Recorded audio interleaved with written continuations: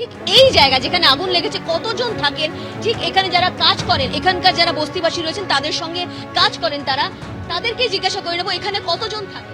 এখানে টোটাল 3/1 জিজে খান রোড মজদুর পাড়াতে 1200 পুরো ফ্যামিলি থাকে। হ্যাঁ, এই পুরো ফ্যামিলি এদের সাথে আমাদের কাজ হয়। এখানে অনেকগুলো অর্গানাইজেশন আছে। এখানে 150 ফ্যামিলি আছে।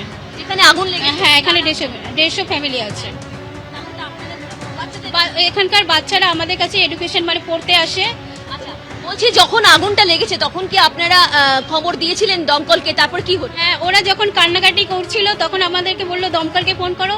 এখানে যাদের আগুন লেগেছে ফার্স্ট টাইম সে গেছে, হাতে পায়ে ধরেছে, দমকলওয়ালা আসেনি। তারপরে আমি ফোন করলাম হেডকোয়ার্টারে, বললো একটা পাঠিয়ে দিয়েছি, কিন্তু এখান থেকে এত কাছে, বললো রাস্তা জ্যামে পড়েছে, 2-3টে অলরেডি জ্যামে পড়ে রয়েছে। এটা কি করে হতে পারে? এটাই প্রশ্ন আছে। এত কাছে হলেও রাস্তা কি করে জ্যামে আটকে থাকে? এখানে যারা 150 যারা ফ্যামিলি থাকে তাদের বাচ্চারা কি সব পড়াশোনা করে? সবাই কি এখানে আপনাদের কাছে? কিছু বাচ্চা র্যাক পিকিং করে, কারণ চাইল্ড লেবার যেহেতু এখন স্টপ আছে, সেই জন্য সব বাচ্চারা ম্যাক্সিমাম আমাদের কাছেই পড়তে আসে। যারা এই বস্তিবাসীদের নিয়ে কাজ করেন তারাই কিন্তু বললেন যে এইখানে ঠিক যেখানে আগুনটা লেগেছে সেখানে 150 ফ্যামিলি রয়েছে, তাদের বাচ্চারা তাদের কাছে এখানে আসেন, তাদের পড়তে আসেন।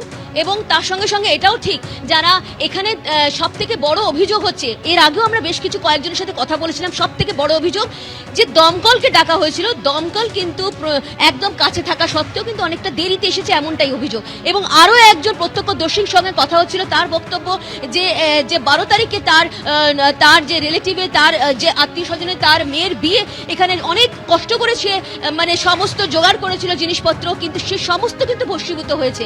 এবং এমনটাও কিন্তু প্রত্যক্ষদর্শী জানাচ্ছেন যে তারা অনেকে খুঁজে পাচ্ছেন না, মানে যারা বাচ্চারা রয়েছে এবং ছোট ছোট বাচ্চারা রয়েছে তাদেরকে খুঁজে বেড়াচ্ছেন, এমনটাও কিন্তু প্রত্যক্ষদর্শীরা জানাচ্ছেন।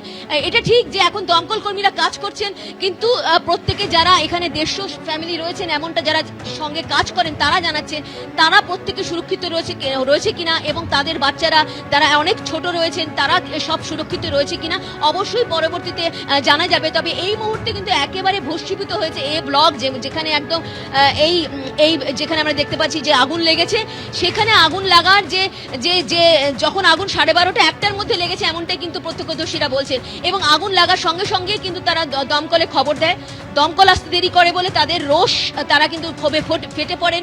অনেক সময় আমরা সেই ছবিও দেখেছি যে দমকলের পুরো জল তারা আটকে দিচ্ছেন, কারণ এখান থেকে জল, যেখানে আমি আগেই জানিয়েছিলাম যে একদম কম পরিসর রয়েছে, এতটাই সংকীর্ণ পরিসর যে ঢোকা খুব মুশকিল রয়েছে, সেখান থেকে তারা কিন্তু ক্ষোভে ফেটে পড়ছিলেন দমকলের উপরে। কিন্তু দমকল কর্মীরা তাদের নিজের কাজ করছেন, তারপর তারা এসেছেন এবং এই মুহূর্তে আমরা দেখতে পাচ্ছি সমস্ত জিনিসপত্র যা জিনিসপত্র রয়েছে একদম আগুনের তলায় তারা চলে গেছে, সেই সমস্ত জিনিসপত্র কিন্তু সরিয়ে দেখা হচ্ছে একদম আগুন ছাই চাপা আগুনের তলায় কিছু আছে কিনা পড়ে। ক্ষয়ক্ষতি তো হয়েছে, যারা মানুষজন রয়েছেন যারা এখানে থাকেন তাদের কিন্তু যথেষ্ট ক্ষয়ক্ষতি, একদম প্রায় সর্বস্ব তারা হারিয়েছেন। এবং হারানোর পর অবশ্যই তাদের একটা প্রশ্ন, তারা কোথায় যাবেন?